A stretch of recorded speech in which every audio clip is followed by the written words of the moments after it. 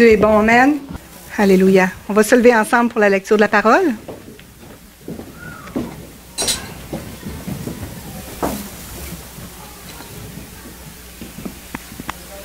D'abord, si vous me permettez, j'ai un privilège immense d'être devant.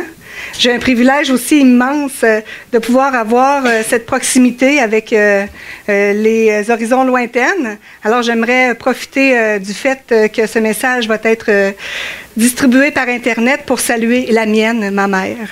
Alléluia. Pour dire, parce que c'est sûr qu'elle va écouter le message. Alors, je te parle à toi, maman. Merci pour tes prières qui font de moi ce que je suis. Amen. Alléluia. Tournons ensemble en Luc. Luc 1, verset 30. L'ange lui dit, « Ne crains point, Marie, car tu as trouvé grâce devant Dieu. Et voici, tu deviendras enceinte et tu enfanteras un fils, et tu lui donneras le nom de Jésus. Il sera grand, il sera appelé Fils du Très-Haut, et le Seigneur lui donnera le trône de David, son père. » Allons maintenant au verset 38. Marie dit, « Je suis la servante du Seigneur, qu'il me soit fait selon ta parole. » Et l'ange la quitta. Vous pouvez vous asseoir.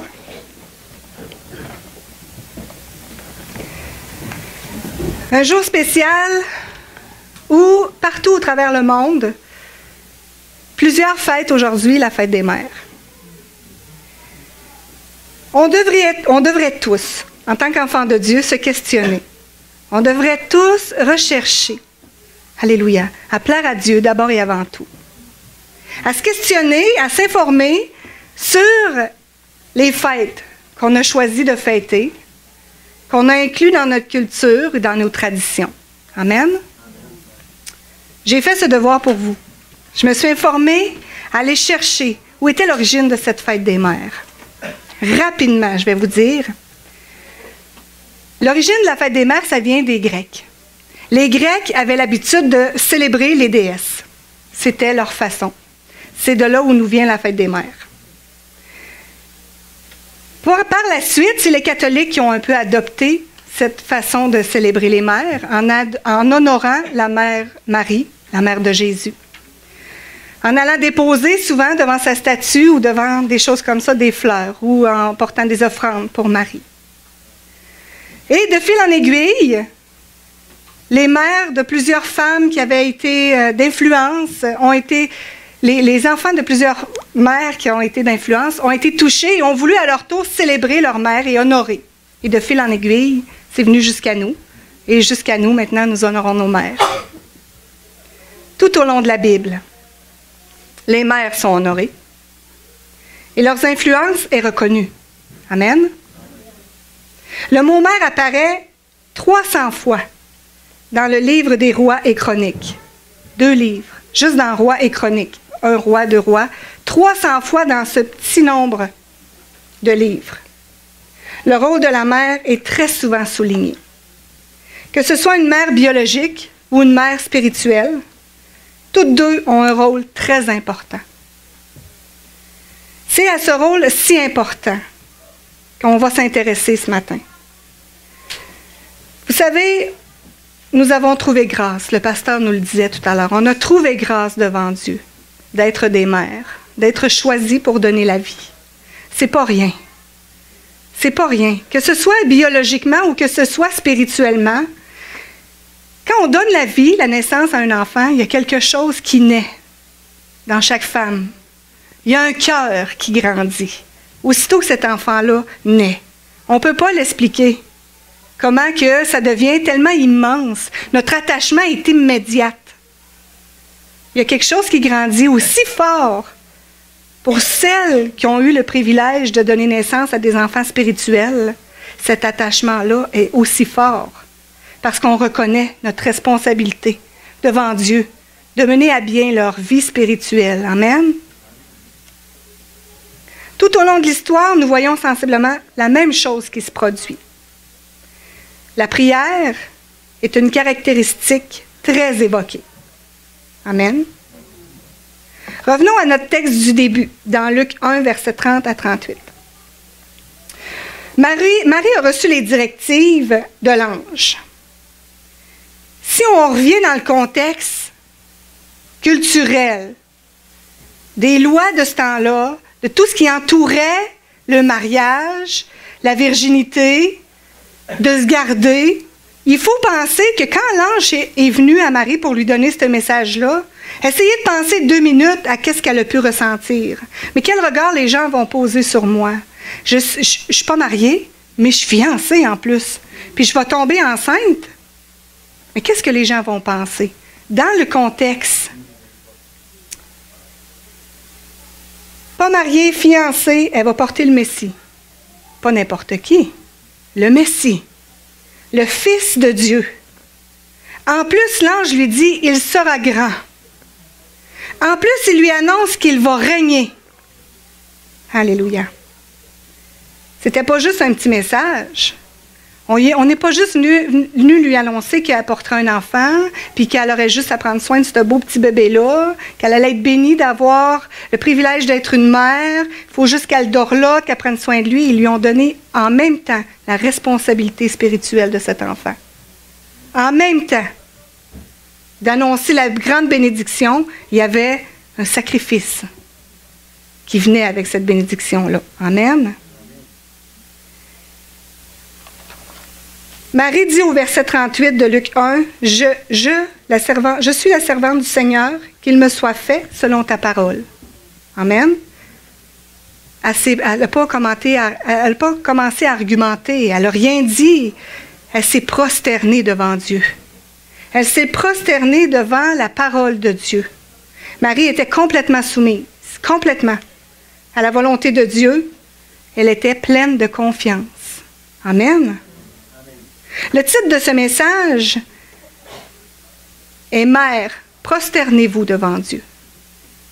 Parce que oui, c'est bien, aujourd'hui c'est une fête, c'est une célébration pour chacune de nous qui sommes mamans, mais il ne faut pas juste rester sur, exactement, sur la bénédiction qui vient avec le rôle de la maman, de dire, bon, aujourd'hui, mes enfants vont me donner une carte, une fleur, un présent, parce que je suis la meilleure des mamans. Mais qu'on puisse entrer, nous tous, mamans de cette Église, en nous-mêmes, et venir recevoir, comme Marie, cette parole de Dieu puissante, qui vient nous dire, tu as une responsabilité, souviens-toi. Et prosterne-toi devant moi. Prosternez devant Dieu. On l'a chanté, j'aime toujours quand les chants viennent nous précéder, quand on a un message, parce que ça vient nous montrer que l'Esprit est vraiment en direction. Amen. On doit se prosterner, on doit faire l'effort de mettre nos genoux. Prosterner devant Dieu, c'est pas juste baisser la tête. Prosterner devant Dieu, c'est s'agenouiller devant lui. Alléluia. Amen. Marie a accepté de plein gré l'honneur et l'opprobre qui lui apportait le fait d'être une mère. L'amour pour Dieu, la foi et l'obéissance au Saint-Esprit. Alléluia. On va y revenir un petit peu plus tard. J'aimerais qu'on puisse aller voir ensemble l'histoire de Samuel. Dans 1 Samuel 1, tournons ensemble. Il y a tellement de belles histoires qui, si on peut lire dans les livres 300 fois, dans seulement 1 roi, 2 rois et chroniques, 300 fois le mot mère, c'est parce que la parole de Dieu est remplie de belles choses pour nous, les mamans. Amen. On va lire à partir du verset 2. Il y avait 2 femmes dans 1 Samuel 1, à partir du verset 2. Il y avait 2 femmes, dont une s'appelait Anne et l'autre Pénina. Pénina avait des enfants, mais Anne n'en avait point. Chaque année, cet homme montait de la ville à Silo pour adorer l'Éternel des armées et pour lui offrir des sacrifices. Là se trouvaient les 2 fils d'Élie, Hopni et Phiné, sacrificateurs de l'Éternel. On va sauter au verset 6. Sa rivale, parce qu'on parle de 2 femmes, Pénina, prodiguait des mortifications pour la porter à sérité de ce que l'Éternel avait rendu stérile. Dans le fond, la dame, il y était 2 femmes. L'une d'entre elles était stérile, l'autre avec des enfants. Et puis l'une d'entre elles était toujours en train de picosser l'autre en disant, mais l'Éternel t'a rendu stérile, pourquoi? Elle essayait de faire en sorte que cette femme puisse s'irriter devant l'Éternel, pour qu'elle puisse elle aussi demander, se tourner vers Dieu, puis dire, avec un peu amertume et arrogance, mais pourquoi tu bénis elle et pas moi? Et toutes les années, il y en était ainsi. Chaque fois qu'Anne montait à la maison de l'Éternel, Péninnah la mortifiait de la même manière. Alors, elle pleurait et ne mangeait point. Alléluia. Quel bel exemple. Juste là. Elle ne s'est pas mise à s'expliquer avec cette femme qui la torturait en lui disant toujours, « Ah, toi, tu es stérile, moi, j'ai des enfants. » Au lieu de ça, elle pleurait. Elle pleurait devant Dieu. Puis elle s'empêchait de manger. Affligée dans son corps, humiliée devant l'Éternel. Elle jeûnait et elle pleurait. Amen. On va aller voir au verset 10. Et l'amertume dans l'âme, elle pria l'Éternel et versa des pleurs. Elle fit un vœu en disant, « Éternel des armées, si tu daignes regarder l'affliction de ta servante, si tu te souviens de moi et n'oublie point ta servante, et si tu donnes à ta servante un fils, je le consacrerai à l'Éternel pour tous les jours de sa vie. » Au verset 12, comme il restait longtemps en prière devant l'Éternel, Élie observa sa bouche. Amen. Alléluia. C'est le récit d'Anne qui était attristée parce qu'elle ne pouvait pas avoir d'enfant. On connaît tous ce récit-là. Chaque année, elle pleurait, elle priait. On peut le voir au verset 7. Et elle ne mangeait pas. Au verset 10, on peut voir que l'amertume dans l'âme, elle pria l'Éternel et versa encore d'abondantes larmes. Amen. Au verset 11, on peut lire qu'elle fit un vœu. Elle s'est adressée à Dieu. Mettez-moi à l'épreuve, dit l'Éternel, et voyez si je n'ouvre pas pour vous les écluses des cieux. Voyez si je ne suis pas capable d'accomplir des grandes choses. Amen. Anne savait ça. Elle a été devant Dieu, puis elle a mis son Dieu à l'épreuve, en lui disant, dans ce vœu-là, si tu me donnes un fils, je te le redonne, Seigneur. Je vais le consacrer toute sa vie à te servir, à te suivre. Amen. Au verset 12, on peut voir qu'elle restait longtemps en prière devant l'Éternel. Elle restait longtemps en prière à quel endroit? Dans le temple. Dans le temple. Cette femme qui espérait de tout son cœur, de toutes ses forces, recevoir la bénédiction du Seigneur, venait pleurer devant lui dans son temple saint, où est-ce que sa présence abondait. Amen.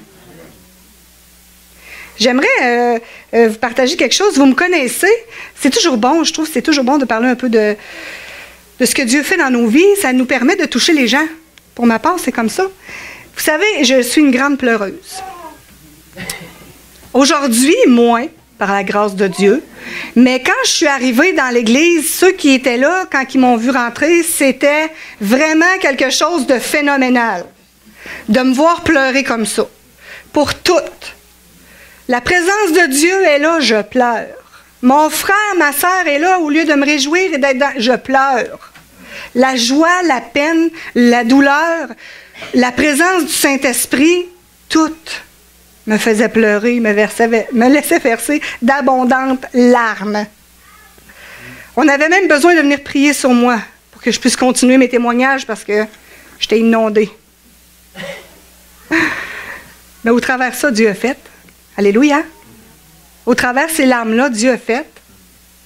Un jour, il y a un homme de Dieu, j'étais en train de suivre des cours bibliques, et puis l'homme de Dieu est venu vers moi, puis il m'a dit, « Pourquoi tu te retiens?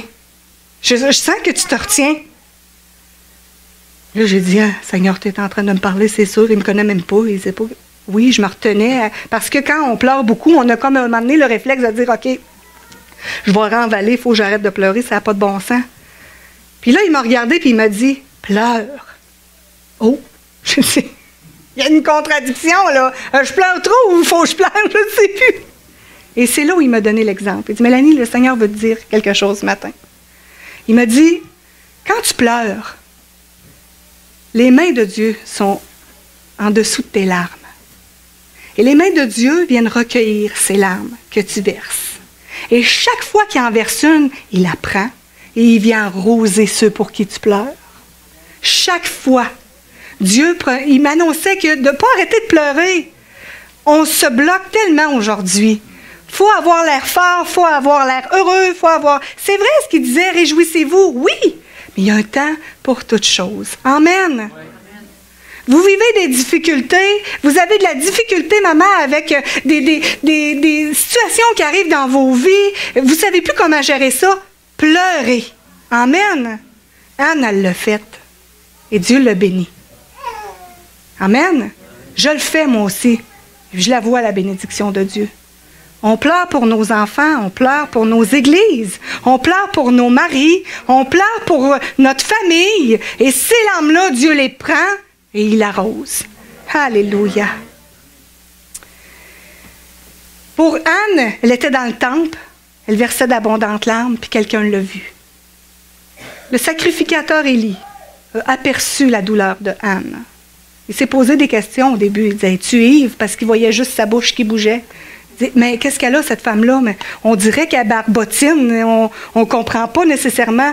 Puis il est allé vers elle parce que ça l'a interpellé. Les pleurs de Anne, son insistance a interpellé le sacrificateur, l'homme de Dieu. Et puis l'homme de Dieu s'est déplacé. Il est allé vers Anne pour dire, es-tu ivre? As-tu un besoin? Et puis c'est là qu'elle a dit, non. J'ai mal. Je demande à Dieu un fils. Je prie l'Éternel qui vienne m'exaucer. Sacrificateur Élie s'est laissé toucher, a été touché, alléluia, par la profondeur du cœur de Anne. Et avec elle, il a prié. Amen. On peut lire. Alléluia.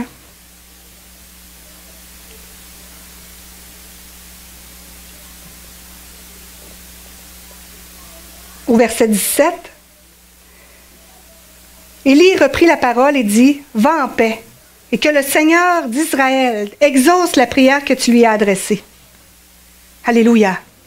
Le sacrificateur a pris considération de la prière d'Anne et a demandé à Dieu, avec elle, devant l'Éternel, « Seigneur, puisses-tu exaucer, grand Dieu d'Israël, roi des rois, viens et fais du bien à ta servante. » Alléluia. Élie a béni Anne en prière, en demandant à Dieu d'exaucer sa prière. Amen. Ensemble, unis. Alléluia. Pour trouver grâce auprès de Dieu. Ensemble, unis. Quand on souffre, si on ne vient pas au temple pour pleurer, quand on souffre, quand on a des besoins, quand on est inquiet pour nos enfants, si on n'ose pas venir ici, dans la maison de Dieu, où son peuple est réuni, pour demander à Dieu de nous venir en aide. Comment voulez-vous que les autres puissent voir que vous avez un besoin? Comment pouvez-vous penser que les autres vont pouvoir être sensibles à vos besoins, à votre tristesse, à votre douleur, si vous arrivez, aujourd'hui on entend tellement ça, la poker face, hein? On arrive dans l'église, tout est beau, tout est bien, tout est merveilleux. Mais dans notre âme, on souffre. On souffre pour nos enfants qu'on veut voir venir à Dieu. On souffre pour nos familles. On souffre pour tellement de gens. Ça se peut pas qu'on souffre pas, là, les mamans. Ça se peut pas. Le cœur que Dieu nous a donné, c'est un cœur de miséricorde. C'est un cœur qui ressent la douleur pour les âmes. C'est comme ça.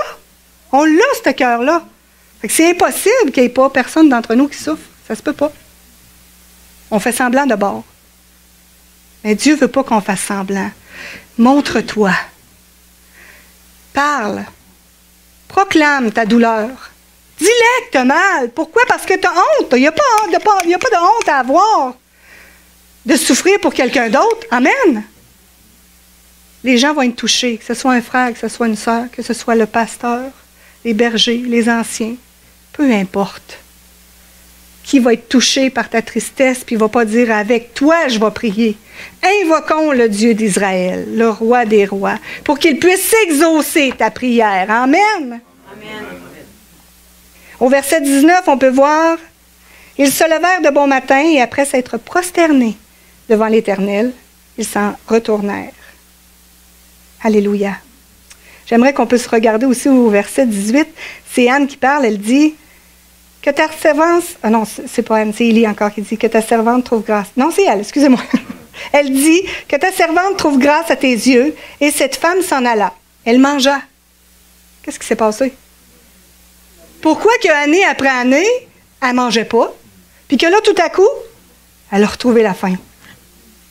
Qu'est-ce qui s'est passé entre les deux? Et son visage ne fut plus le même.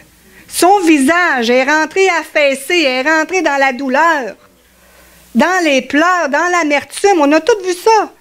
Dans le jeûne, pas capable de manger rien. Et puis là, on dit, aussitôt que l'homme de Dieu a proclamé la bénédiction sur sa vie, elle a cru. Elle a cru. Elle a cru parce qu'elle sait que quand on est deux, quand quelqu'un vient nous supporter dans la prière, il y a quelque chose. Le cœur de Dieu est touché. Amen. Son visage ne fut plus le même. Elle est repartie de là avec une assurance. Mais elle n'est pas juste partie en se réjouissant. Avant, elle s'est prosternée encore devant Dieu pour lui rendre grâce, pour lui dire à quel point elle était reconnaissante pour ce qu'il venait de faire. Amen. Pour ce qu'il allait faire. Parce que la foi, c'est d'avoir confiance, d'être certain de quelque chose qui va arriver. Pas parce qu'elle l'a vu, elle n'a pas senti quelque chose bouger dans son ventre ou ça ne le dit pas, là. Il n'y a rien qui s'est passé à l'intérieur de son ventre qui pouvait lui donner l'assurance qu'elle était enceinte ou quoi que ce soit. Mais la foi, c'est ça. Elle était convaincue à ce moment-là, par l'Esprit Saint, que Dieu allait bénir. Amen. Amen. La foi de ce qu'on ne voit pas. On croit c'est impossible de voir. Amen. Au cours de l'année, Anne devint enceinte. Alléluia. Samuel est né. Samuel, consacré à la naissance. Prophète de Dieu, soumis à la parole et à l'esprit. Lisons au verset 27 de Samuel 1. C'était pour cet enfant que je priais, et l'Éternel a exaucé la prière que je lui adressais. Aussi, je veux le prêter à l'Éternel. Il sera toute sa vie prêté à l'Éternel, et ils se prosternèrent là, devant l'Éternel. Alléluia. Dieu a béni. Dieu a béni, Dieu a exaucé la prière de Anne. Mais elle s'est rappelé ce qu'elle avait dit. Elle ne s'est pas juste réjouie de devenir une maman. Souvent, on fait ça. Souvent, on demande à Dieu, « Seigneur, si tu fais ça, je vais faire ça. » Là, on a ça, mais on ne fait pas ça. « Seigneur, si tu me guéris, je vais servir ton nom toute ma vie. » Puis on reste assis là à attendre une occasion de servir son nom. Au lieu de se lever et de dire, « Go, Seigneur, peu importe ce que je vais faire, je vais le faire. » Même si c'est juste dans mon église, peu importe l'endroit. Anne, elle, s'est levée. Elle a reconnu que Dieu l'avait bénie, puis elle a honoré sa parole. Elle a consacré son fils. Elle lui a donné tout ce dont cet enfant-là avait besoin pour être fort, solide. Et puis après ça, elle l'a pris, puis elle lui a rendu. Elle venait le voir pareil à tous les ans, mais elle savait que cet enfant-là était un serviteur de Dieu. Elle savait, par sa prière, que si Dieu l'avait exaucé, c'est parce qu'elle lui avait promis de lui consacrer son enfant. Amen? C'est ça qui a activé le cœur de Dieu. Si tu veux avoir juste quelque chose pour ton plaisir, puis que tu ne te soucies pas de ce que ça peut faire de bien pour l'œuvre de Dieu, à quoi bon? Mais si tu le veux, vraiment, pour rendre gloire à Dieu, témoigner de sa grandeur, sa puissance, alors assure-toi que tu vas le recevoir. Amen? Si on lit en Luc 1, verset 45.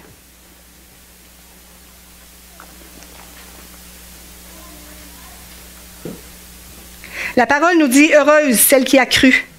Heureuse. C'est nous ça.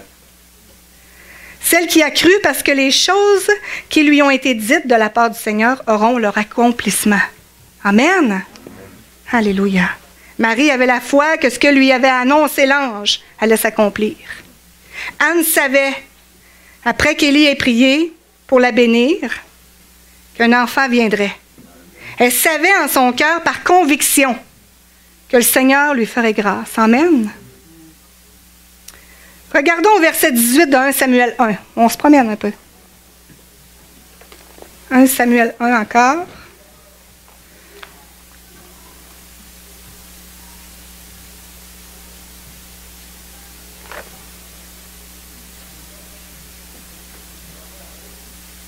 Elle dit que ta servante trouve grâce à tes yeux. Et cette femme s'en alla. Elle mangea et son visage ne fut plus jamais le même. Alors, elle avait cette foi-là. Elle avait cette foi-là. Tout comme Marie, après avoir reçu cette révélation de l'ange, elle s'est tout de suite soumise.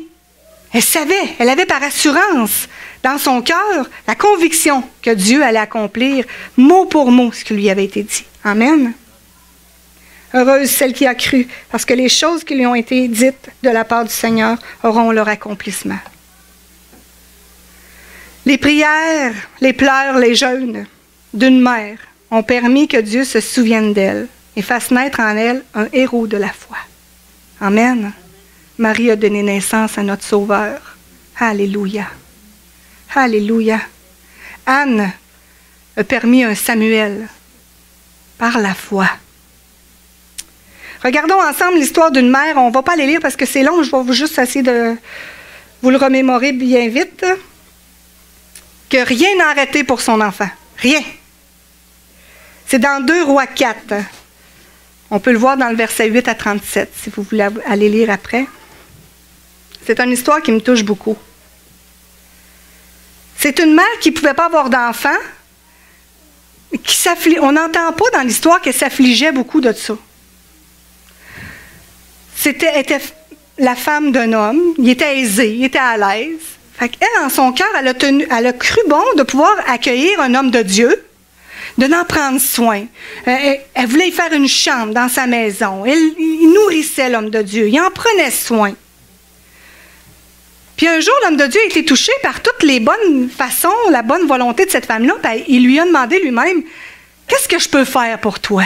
Dis-moi ce que tu as besoin. As-tu besoin que je parle au grand, au haut de cette ville, pour qu'il te donne une place de choix? » Mais cette femme-là est d'une humilité. Elle dit, « Non, je suis bien dans ce que je suis.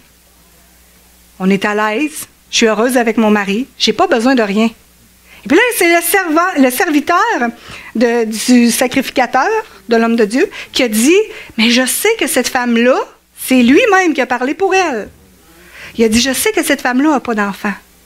Je sais que son mari est en âge avancé. » Fait que pour lui, dans son cœur, c'est comme un jour, elle va être seule. Et puis ici, on ne demandait pas à Dieu de la bénir d'un enfant. Puis là, l'homme de Dieu s'est avancé vers la femme, puis lui a dit, « Je vais demander à Dieu qu'il te donne un fils. Dans la même année, tu porteras un enfant. » Quelle a été sa réaction? Elle a dit non. Si, pour elle, elle se disait comme ça, c'est ce qu'on peut voir. Si tu me dis n'importe quoi, dis-moi rien. Parce que c'est comme si elle avait fait un peu une sorte de deuil dans son cœur, de dire non, j'ai accepté ma situation, je vis bien avec ça, arrive-moi pas avec n'importe quoi, là, que je rentre dans cette souffrance-là. Et puis, l'homme de Dieu lui prononce encore non. Ce que je dis va s'accomplir. Dieu va te bénir d'un enfant. Au cours de la même année, elle a eu un enfant. Alléluia. Il travaillait dans les champs, puis on sait que dans ce temps-là, on peut voir que souvent, la chaleur accablante, puis le manque d'eau, il travaillait dur. Cet enfant-là a eu un malaise. On va essayer de faire ça vite. Il a eu un malaise. Son père l'a emmené à sa mère. Sa mère le tenait. On peut lire qu'elle le tenait. Elle le porta sur ses genoux jusqu'à ce qu'il meure, doucement. Probablement que c'est une insolation. On ne voit pas là-dedans, mais si on fait des recherches, on peut voir que c'est probablement qu'il a souffert d'une très grosse insolation qui l'a amené à la mort. Mais ce qui m'étonne, c'est que cette maman-là, qui n'avait rien demandé, qui reçoit la grâce de Dieu, puis que là, qui tient cette bénédiction-là dans ses bras, le tient juste doucement sur ses genoux jusqu'à ce qu'il meure. Ça me dépasse. Moi, ça me dépasse. Sans s'affoler. Parce que là, elle prend, il est mort. Elle prend doucement, on peut lire. Elle le met dans son lit. Elle le met dans son lit. comme ça. Puis elle s'en va, puis elle referme la porte. Puis là, elle dit à son mari, ben là, ça me prendrait, appelle le serviteur, puis appelle un âne. Il dit, pourquoi? Ben, je vais aller voir l'homme de Dieu qui ont hébergé chez eux. Elle avait quelque chose dans sa tête. Elle était calme, mais il y a une raison pourquoi elle était calme. Amen? Amen. Là, son mari dit, qu'est-ce qu'il y a? Mais pourquoi tu veux t'en aller là? C'est pas le sabbat, c'est pas une journée spéciale, pourquoi tu vas aller là? Elle dit, t'inquiète pas. Tout va bien. Elle dit à son mari, tout est beau, laisse-moi faire. À part, elle s'en va là-bas. On parle de la ville de Sumène, puis elle se rend, l'homme de Dieu était au mont du Carmel. C'est ça? Au mont du Carmel. En tout cas, j'ai fait une petite recherche. J'étais curieuse. J'étais curieuse de voir, vous savez, dans ce temps-là, on ne prend peut-être pas nécessairement conscience de la distance que le peuple de Dieu avait à parcourir, toujours dans des conditions difficiles. Puis j'ai fait une petite recherche. La distance qui séparait où était la femme puis l'homme de Dieu donne environ 53,3 km. Donc, c'est 1h15 en auto. Elle était avec un âne. Elle y allait avec un âne. Amen? Amen. Détermination. J'ai juste un mot. Détermination. Elle a pris toute son énergie, malgré... Son fils est mort, là. Là-bas, dans sa petite chambre, la porte fermée. Il est mort, lui, sur son lit. Puis elle part, avec toute l'énergie qu'elle a, puis elle va franchir une distance incroyable, parce qu'elle a foi qu'il va se passer quelque chose. Amen? Parce qu'elle a foi que Dieu est encore capable. Ça se peut pas. Elle se souvient des paroles qu'elle a dit. Si tu es pour me dire ça puis que j'aille de la peine, dis-le pas. L'homme de Dieu a encore dit, oui, tu vas avoir. Fait qu'elle, dans sa tête, a dit, ça se peut pas que cette bénédiction-là soit accompagnée d'un aussi grand chagrin. Ça se peut pas. Aucune bénédiction n'est accompagnée d'un chagrin. Amen? Amen. C'était dans sa tête, c'était dans son cœur à cette femme-là. Elle s'est rendue jusqu'au sacrificateur. Là, il a dit, repart. Elle a dit, si tu t'en viens pas avec moi, je n'y vais pas.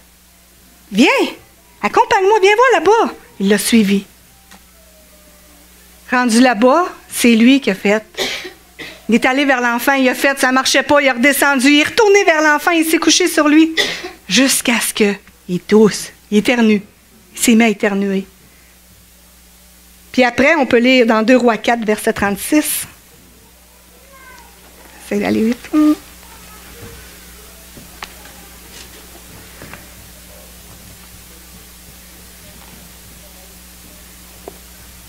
Au verset 36, Élisée appela Géasi et dit, appelle cette Sunamite. Géasi l'appela et elle vint vers Élisée qui dit, prends ton fils. Elle alla se jeter à ses pieds et se prosterna contre terre.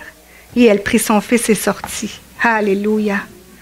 La foi de cette femme et cette détermination a sauvé l'enfant. Amen. Amen. Dieu a fait grâce. Alléluia. À cette maman qui était affligée dans son cœur, sans tout chambouler autour de elle, puis lui a redonné vie à cet enfant. Amen. Amen. Si on lit dans Isaïe 49 au verset 15.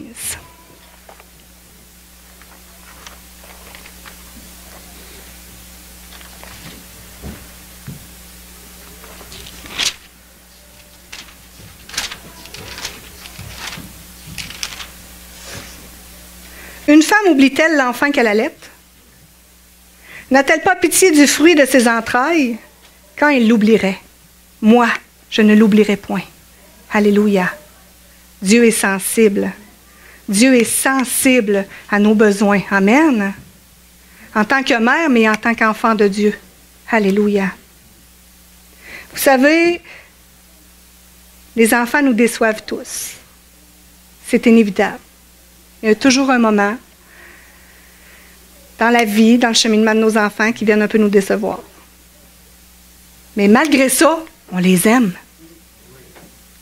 Malgré le chemin qu'ils prennent, malgré les mauvaises directions, malgré les mauvais commentaires qu'ils peuvent même nous dire des fois, malgré les mauvais traitements qu'on peut subir face à nos enfants, malgré leurs défauts, malgré leur caractère, malgré leurs différences.